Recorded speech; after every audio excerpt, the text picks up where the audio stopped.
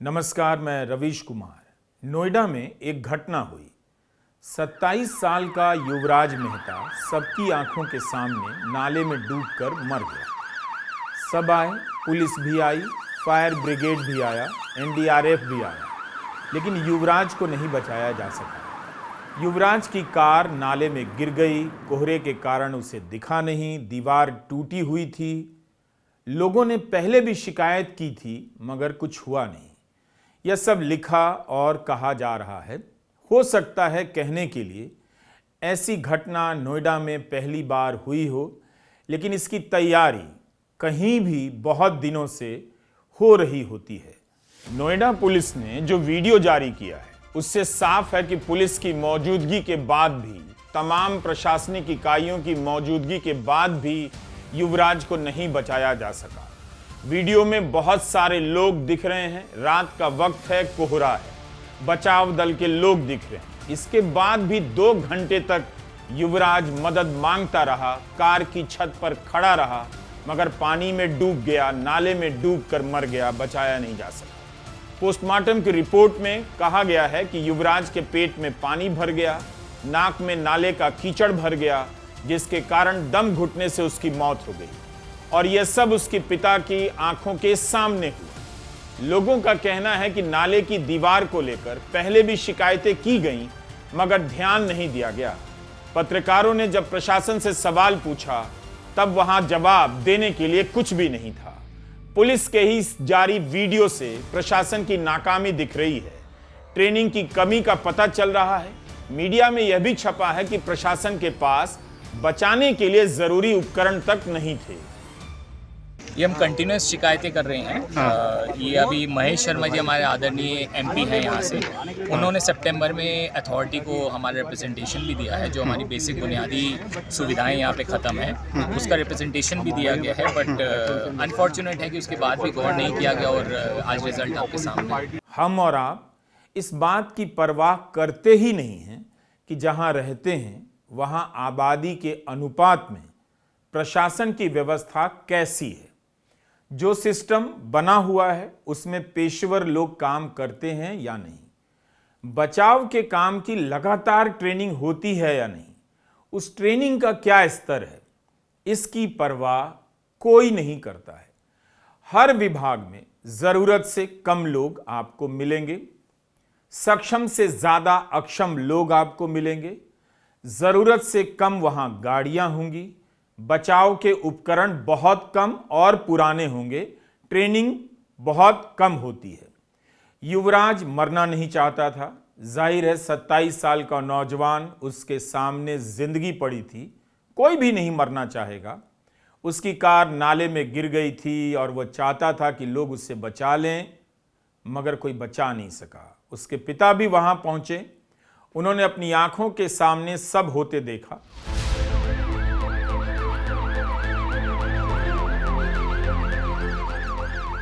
बचाने के नाम पर कोशिशें देखी, मगर बचाया नहीं जा सका। यह एक सीरियस सवाल होना चाहिए। एनडीआरएफ की टीम के होते हुए भी युवराज को नहीं बचाया जा सका। इसका मतलब है जिले में जो एनडीआरएफ की टीम है वो सक्षम नहीं है। ट्रेनिंग का घोर अभाव है। पता करना चाहिए कि एनडीआरएफ के पास, फायर ब्रिगेड के पास, पुलिस के पास कौन सी ऐसी चीज नहीं थी जिसके कारण युवराज को नहीं बचाया जा सका। उनके पास युवराज के जैसे हादसे की स्थिति में बचाने के लिए क्या ट्रेनिंग थी, क्या सामान थे, क्या सामान होने चाहिए थे। इसकी बात केवल नोएडा के लिए नहीं, सारे देश के जिलों के लिए होनी चाहिए। दरअसल हमने, आपने, सभी ने व्यवस्था को नेता की शक्ल और जीभ से देखना शुरू कर दिया है। धर्म की राजनीति ने समाज को इतना भ्रष्ट किया है, बर्बाद किया है कि उसकी आड़ में कुछ काम हो नहीं रहा। केवल नेता धार्मिक आयोजनों के सहारे चमकाने आ रहे हैं। धार्मिक आयोजनों में प्रशासन जुटा हुआ है, उन्हीं की चर्चा है, उन्हीं की बातें हो रही हैं और उन्हीं की हरकतों से लोग ड्राइंग रूम में बैठकर गर्व कर रहे हैं। केवल तरह तरह के आयोजन जिले में हो रहे हैं। उन आयोजनों में आप जाकर देखेंगे तो इंतज़ाम शायद अच्छा दिखे, क्योंकि वो 1 घंटे या 4 घंटे के लिए होता है। मगर एक ज़िला पूरे महीने कैसे चलता है, उसके अलग अलग विभाग पूरे ज़िले में किस तरह से अपना काम कर रहे हैं, उनके पास क्या इंतज़ाम है, इसकी कोई परवाह नहीं करता। इसलिए कहता हूं कि अपने अपने शहर के सरकारी विभागों का दौरा किया कीजिए, खुद जाकर अपनी आंखों से देखिए कि वहां जो काम करने वाले लोग हैं कैसे हैं, किस मिजाज के लोग हैं, उनकी क्या तैयारी है, क्या प्रशासन के पास जान बचाने की तैयारी थी, उसकी ट्रेनिंग कैसी है, इस पर बात कीजिए। आपका कोई परिचित देश के बाहर किसी दूसरे देश में रहता है, उससे पूछिए कि उसके शहर में, उसके जिले में, वो जिस गांव में रहता है विदेश में, वहां पर सुरक्षा को लेकर, एक आम आदमी की जिंदगी को बचाने को लेकर क्या तैयारी है। ऐसा नहीं है कि नोएडा में कुछ कम लोग होंगे जिनके विदेशों में संपर्क होंगे, हजारों की संख्या में लोग होंगे, पर ये लोग भी आवारा हो गए हैं। दिन भर धर्म की बात के समय एकजुट हो जाते हैं, मगर इन बातों को, इन अनुभवों को लाने और इसके आधार पर प्रशासन पर दबाव बनाने में पीछे रह जाते हैं। हम और आप नहीं जानते, क्योंकि अब इन चीजों की रिपोर्टिंग भी बंद हो चुकी है। बंद होती है तो उसे सरकार के विरोध में देखा जाता है, सरकार की छवि खराब होती है तो प्रशासन पत्रकार को परेशान करता है। किसी भी जिले से देश के आप पत्रकार से पूछिए, उसने खबरों को लिखना छोड़ दिया है, क्योंकि लिखता है तो खतरे बढ़ जाते हैं। इसलिए आपको पता नहीं चलता व्यवस्था कैसी है, और आप सरकार से सवाल करने वाले पत्रकारों से चिढ़े बैठे हैं।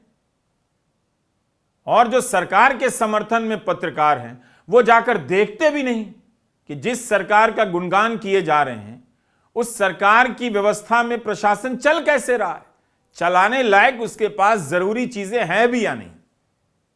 तो इस तरह की रिपोर्टिंग बंद हो गई है।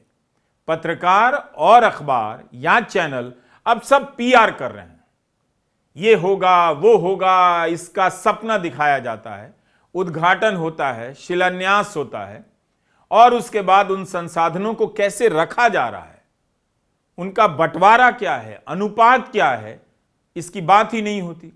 इससे होता यह है कि जब कोई दुर्घटना होती है, जान बचाने के लिए जुट तो सब जाते हैं, मगर होता कुछ नहीं।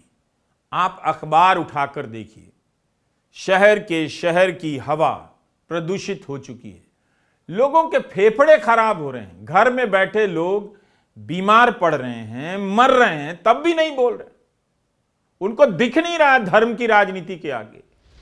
पानी नहीं है साफ पीने के लिए, इस हालत पर देश पहुंच गया है। लोग दूषित पानी पीने से बीमार हो रहे हैं। ग्रेटर नोएडा को लेकर खबरें छपी हैं, सब कुछ नॉर्मल चल रहा है। अपने जिले के स्कूल की हालत का पता नहीं, अस्पताल की हालत का पता नहीं। प्रधानमंत्री ग्लोबल लीडर बन गए, उस पर ताली बजा रहे हैं, और ग्लोबल इवेंट में प्रधानमंत्री का पता नहीं, और इन बातों से लोगों को मतलब नहीं। इंदौर की घटना में सरकार ने कितना समय लिया, पहले कुछ संख्या बताई गई, फिर कुछ, जब 15 पर पहुंचे तब पत्रकारों ने सवाल करना शुरू कर दिया कि अब भी कम बता रहे, तब जाकर यह संख्या 23 पर पहुंची। क्या ये सारे लोग अलग अलग दिनों में मरे हैं, या 23 लोगों की मौत कुछ दिनों के भीतर हुई, मगर संख्या देर से बताई गई। आम लोगों की जिंदगी की कोई कीमत नहीं। हमने प्रशासन को इतना मजबूत नहीं किया, इतना सक्षम नहीं बनाया, इतने संसाधन उसे नहीं दिए कि उसमें काम करने वाले लोग हमारी आपकी जिंदगी, जान बचा सकें। इसमें काफी निवेश लगता है, ध्यान देना पड़ता है, ट्रेनिंग होती है कि आग लगने पर, किसी के डूबने पर कैसे बचाया जाएगा। केवल सड़कें बन रही हैं, और वह भी ध्यान से देखेंगे कि कई जगहों पर सड़कों की डिजाइन खराब है, डिवाइडर बेतरतीब है, गंदगी से भरा हुआ है, कोई साइन बोर्ड नहीं, बत्तियों पर पेड़ों के पत्ते लटके हैं, पोस्टर भरे पड़े हैं, दूर से नजदीक से लाल हरी पीली बत्तियां दिखाई नहीं देती। हर दिन लोग मरते मरते बचते हैं और एक दिन वास्तविक दुर्घटना हो जाती है। युवराज मेहता की जान चली गई। युवराज को प्रशासन की बेरुखी ने भी मारा है और जनता की लापरवाही ने भी। इस देश में कोई भी ऐसा जिला नहीं जिसके प्रशासन में आप पेशेवर अंदाज देख पाएंगे। टैक्स वसूलने का काम हो रहा है, लाठी से हाँकने का काम हो रहा है और नेताजी की चाहत के हिसाब से किसी को फर्जी मुकदमे में फंसाने का काम हो रहा है, किसी की जमीन पर कब्जा हो रहा है, तब प्रशासन वहां नजर नहीं आता। बिल्डर से लोग लड़ते लड़ते नोएडा, ग्रेटर नोएडा में दुर्बल हो गए। लेकिन बात धर्म की, राजनीति की करेंगे, चाहिए उन्हें वही। शहर को सुरक्षित बनाने के लिए कोई आगे नहीं आता। नागरिकों की तरफ से कोई दबाव समूह नहीं बनाया जाता, कोई गोलबंदी नहीं होती। किसी भी मार्केट में आप जाइए, आपको दिख जाएगा कि वहां पर जो चीजें हैं उन्हें अगर ठीक से अरेंज कर दें तो कार लगाने के लिए भी जगह निकल आएगी, पैदल चलने के लिए भी जगह निकल आएगी। मगर कहीं भी ठीक से इंतजाम नहीं और कोई काम नहीं कर रहा। जो बाजार समितियां हैं उन्हें भी परवाह नहीं है। सिर्फ तरह तरह के पदनाम लेकर होली दिवाली में पोस्टर लगाने के काम बाजार समितियों के अध्यक्ष, महासचिव यही सब कर रहे हैं। लेकिन उनकी बाजार की गंदगी कैसे साफ हो, प्रशासन को पर किस तरह से दबाव डालें, यह काम नहीं हो रहा। और उन सब के राजनीतिक संबंध सांसद तक होते हैं, उसके आगे मंत्रियों तक होते हैं। तब भी ये लोग एक दूसरे से कहकर अपने ही मार्केट का इंतजाम अच्छा नहीं करा पाते। कहीं बत्ती काम कर रही है, कहीं बत्ती गायब है चौराहे से, साइन बोर्ड नहीं है, अचानक से कोई ई रिक्शा घुस आती है, 3-4 ई रिक्शा चली आ रही है, उधर से कारें आ रही हैं और सब हॉर्न बजा रहे हैं, एक दूसरे पर गुस्सा निकाल रहे हैं। सड़क पर किसी तरह का संयम दिखता नहीं, ना इंतजाम। इन सब चीजों को ठीक करने के लिए प्रशासन का इरादा नहीं दिखता और लगता है कि उसके पास लोग नहीं हैं। हर जगह का प्रशासन जरूरत के अनुपात में कम क्षमता पर काम कर रहा है, कम संसाधनों के साथ काम कर रहा है और उसके काम का बड़ा हिस्सा कुछ और हो गया है। डील करना, घूस कमाना, कहां कहां से अफसरों के पास लाखों रुपए निकल रहे हैं। कुछ की ही खबरें छपती हैं, पकड़े जाते हैं, बाकी तो बचकर निकल जाते हैं। यह तो सबको पता है। यह बात किससे छिपी है? जो व्यवस्था इन बातों के लिए जानी जाती है वो हमारी आपकी जान लेगी ही। जो व्यवस्था फर्जी मुकदमों में फंसाने में एक्सपर्ट हो गई है, मदद मांगने जाए तो रिश्वत में वसूली हो जाती है, वो व्यवस्था आपकी जान कैसे बचाएगी? आपने उसमें जान बचाने की संवेदनशीलता का स्कोप कहां छोड़ा? कभी पूछा? एक आध अपवाद कई बार कुछ घटनाओं के संदर्भ में निकलकर आ जाता है कि फलाने की मेहनत से ये बच गया, वो बच गया, तो मीडिया उसे हीरो बना देता है। हम आप समझ लेते हैं कि व्यवस्था भी ऐसी है, पर उस व्यक्ति का अपना प्रयास था, उसमें व्यवस्था का क्या रोल था? क्या नियम हैं, क्या प्रक्रियाएं हैं कि घटना की सूचना, दुर्घटना की सूचना मिलने पर आसपास के सिस्टम को कैसे एक्टिव किया जाएगा, किस तरह से लोग जुटेंगे, किस तरह से अलग अलग अनुभवों वाले लोग, ट्रेनिंग वाले लोग आएंगे और जान बचाई जाएगी। इस पर कोई बात नहीं। लेकिन आप देखिए बाकी दिनों में प्रशासन इसी तरह से चल रहा है, राम भरोसे जिसे कहते हैं। और अब इसमें सुधार की संभावना समाप्त हो चुकी है। मीडिया से अब काम होगा भी नहीं, क्योंकि मीडिया है नहीं। आपकी आंखों के सामने मीडिया जब ध्वस्त हो रहा था, ताली आप बजा रहे थे, जनता बजा रही थी, क्योंकि एक बार जनता ने धर्म के नाम पर, नेता के नाम पर मीडिया को दलाली करने की छूट दी, समाज में उसे इज्जत दी, तो अब उससे कुछ नहीं होने वाला। अब उसमें कोई सुधार नहीं है, उसकी संभावना हमेशा के लिए समाप्त हो चुकी है। तो युवराज मेहता की मौत के बाद जो सिलसिला है वो बढ़ेगा ही, रुकेगा नहीं। कहीं ना कोई गड्ढे की वजह से दुर्घटना का शिकार होता रहेगा। लोग मुकदमा लड़ रहे हैं सड़क पर गड्ढे की वजह से। एक सज्जन के बेटे की जान चली गई फरीदाबाद में, वो कई साल से मुकदमा लड़ रहे हैं और उस मुकदमे का कोई फैसला नहीं। खराब डिजाइन के कारण कारें पलटती रहेंगी। टीवी में आप देखेंगे परिवहन मंत्री गडकरी हीरो की तरह बिठाए जा रहे हैं। ऐसा बना दिया गया है कि जैसे उनसे बेहतर कोई काम ही नहीं कर सकता। लेकिन उनके काम का मूल्यांकन अगर आप जरा ध्यान से करेंगे तो आपको छवि बनाने और वास्तविकता में अंतर दिख जाएगा। सड़क दुर्घटना में मरने वाले लोगों की संख्या देखेंगे तो पता चलेगा कि मंत्री जी का परफॉर्मेंस क्या है, लेकिन उनके जीवन में जवाबदेही का जरा भी भय नहीं। कितनी ही जगहों की सड़कों की डिजाइन को लेकर सवाल उठे हैं और खराब डिजाइन की वजह से भी दुर्घटनाएं होती हैं। लोग मर रहे हैं बड़ी संख्या में।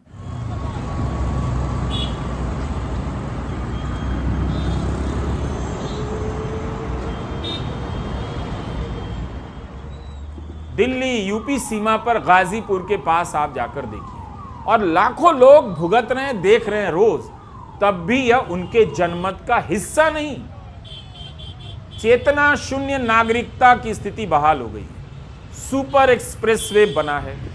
इसका उद्घाटन जब प्रधानमंत्री 2017 के चुनाव से पहले करने आए, दर्जनों कैमरे लगा दिए गए, अकेले चल रहे थे, माहौल बना, एक्सप्रेसवे बन रहा है कि आप मेरठ से दिल्ली इतनी देर में पहुंच जाएंगे, उतनी देर में पहुंच जाएंगे। लेकिन अब उस एक्सप्रेसवे पर भी जाम लगता है और उसके नीचे जाकर देखिए, हाईवे के नीचे से देखेंगे तो भयंकर जाम दिखेगा। कभी भी जाम लग जाता है।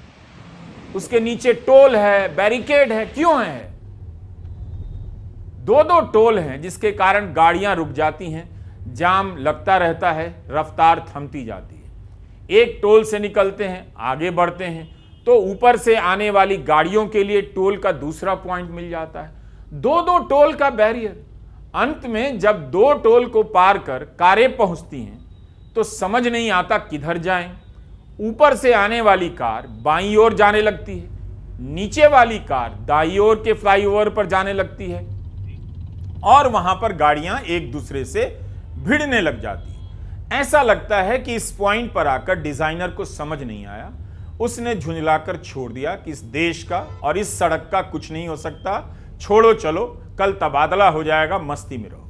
नतीजा हर दिन यहां लोगों का काफी समय बर्बाद होता है और ये सारे पढ़े लिखे साधन संपन्न लोग हैं जो इस खराब डिजाइन की सजा हर दिन भुगतते हैं, मगर उनकी परेशानी शिकायतों का दबाव ना प्रशासन पर है, ना परिवहन मंत्री पर है, ना किसी पर है।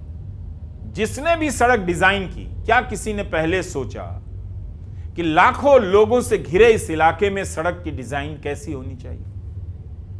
परिवहन मंत्री नितिन गडकरी या राज्यों के जो परिवहन मंत्री हैं, दिल्ली, उत्तर प्रदेश, खुद आकर देख सकते हैं कि इसकी क्या हालत है और इसमें क्या सुधार हो सकता है। आप दूसरे देशों की सड़कों की हालत देखिए। दुबई में जो रिश्तेदार रहते हैं, पूछ लीजिए उनसे। अमेरिका में कोई ना कोई रहता होगा, पूछिए कि सड़कों की व्यवस्था किस तरह की है।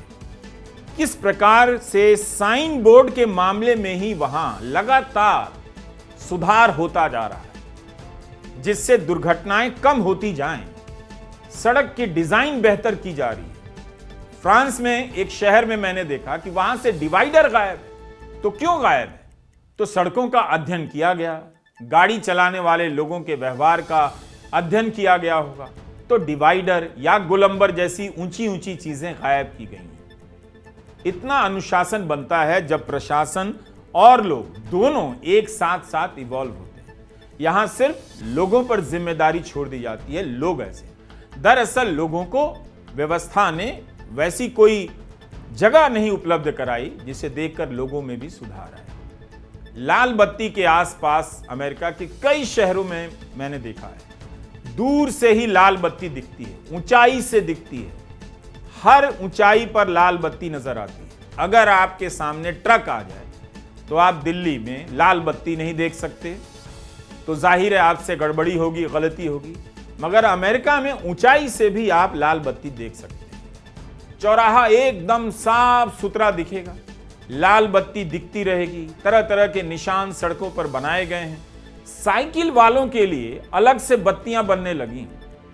ये हमने अमेरिका के एक शहर में देखा कि साइकिल वालों के लिए लाल बत्ती है, हरी बत्ती है, और सड़कों पर अलग अलग प्रकार के निशान बनाए गए हैं। भारत में कब एक सड़क शुरू होती है, दाएं बाएं से दूसरी सड़क आकर मिल जाती है, किसी को कुछ पता नहीं। नालों की हालत बहुत खराब है, इतनी गंदगी है, उनकी कभी सफाई नहीं होती।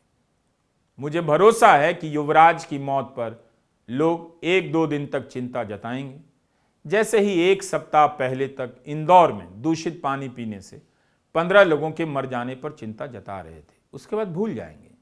उसी तरह आगे भी ऐसी घटनाएं होती रहेंगी और कहीं भी कोई भी इसकी चपेट में आता रहेगा। प्रशासन व्यवस्था नाम की चीज नाम मात्र की रह गई है। अफसोस की बात है कि एक नौजवान सबकी आंखों के सामने नाले में डूबकर मर गया।